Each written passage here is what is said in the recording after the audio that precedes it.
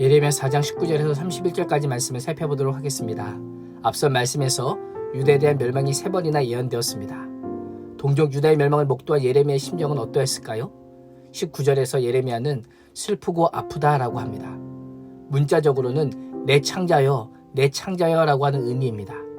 정신적 고통만이 아니라 육체적인 고통에 신음하고 있습니다. 내 마음속이 아프고 내 마음이 답답하여 잠잠할 수 없다라고 하며 자신의 괴로움을 토로합니다. 이것은 여인이 해산할 때 겪는 극심한 고통을 겪고 있는 것을 의미합니다. 예레미야는 동족의 멸망을 지켜보는 자신의 심정이 얼마나 쓰리고 아픈지를 그대로 표현하고 있습니다. 이렇게 고통스러워하는 이유가 무엇입니까? 북방에서 오는 강력한 군대가 예루살렘 성을 포위하고 공격을 개시하는 나팔 소리를 들었기 때문입니다.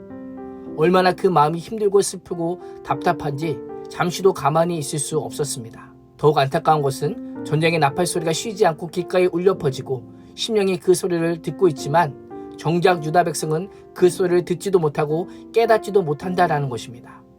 거짓 선지자들의 평강하다라고 하는 어리석은 소리에 살이 잡혀 미동도 하지 않습니다. 만약 내가 예레미야라면 어떠했겠습니까? 하나님을 모르고 죄로 인해 부패하여 상황의 심각함을 깨닫지 못하는 자들을 보는 그 심정이 어떻겠습니까? 그야말로 참담할 것입니다. 말 그대로 타들어가는 것 같은 기분일 것입니다. 하나님께서는 22절에서 내 백성은 나를 알지 못하는 어리석은 자요 지각 없는 미련한 자식이다 라고 선언하십니다. 이들은 악을 행하는 데는 전문가나 기술자처럼 매우 능숙하고 수월하고 편하게 행했습니다. 그러나 선을 행하는 데는 철저히 무능한 자들임을 의미하고 있는 것입니다.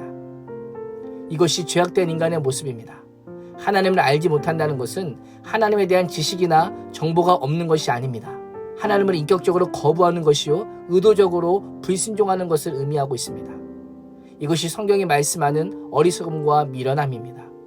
우리가 생각하는 어리석음과 미련함과 차이가 있습니다.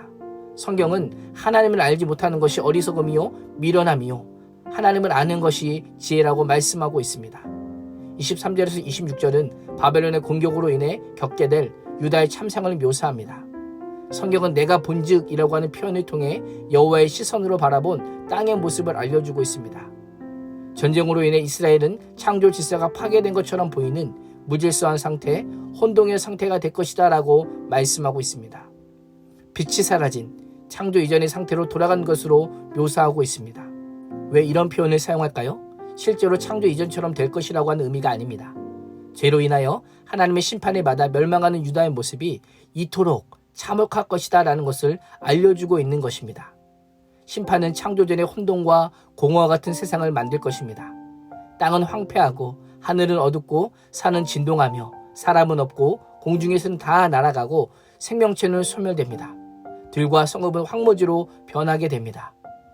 보기 심히 좋았던 하나님의 선물인 이스라엘이 창조전의 공허와 혼돈과 흑암으로 돌아가는 그 모습을 보는 예레미야는 그 자체로만으로도 충격이었습니다.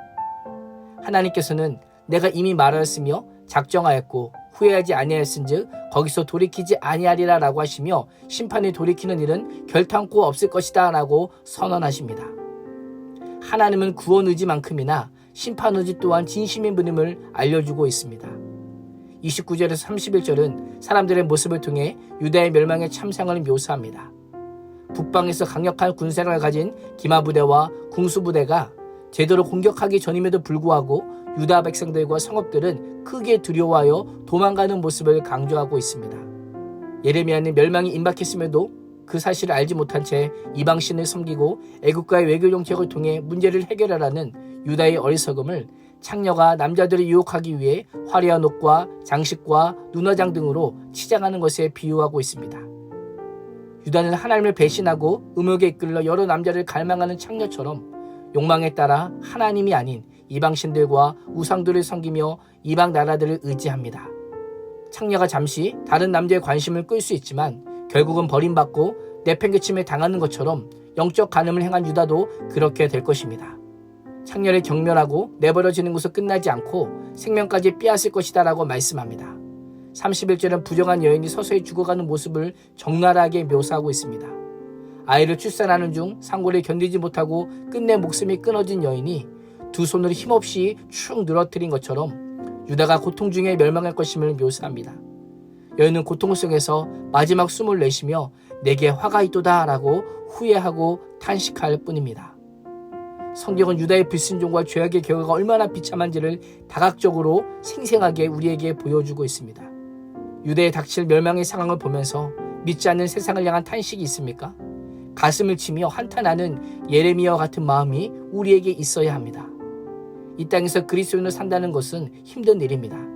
세상 사람들이 듣지 못하는 하나님의 말씀을 듣기에 괴롭고 보지 못하는 것을 보기에 슬프고 아플 수 있습니다. 그러나 이것은 하나님께서 우리에게 주신 사명입니다.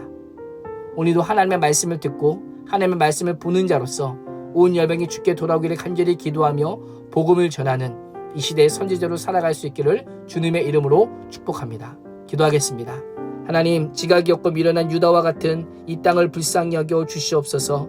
혼돈하고 공허한 땅이 될 약속의 땅을 바라보며 창자가 끊어지는 고통으로 엎드린 예레미야처럼 믿지 않는 자들을 향한 주님의 마음을 품게 하여 주시고 세계 여명을 향한 뜨거운 가슴으로 기도하는 자가 되게 하여 주시옵소서.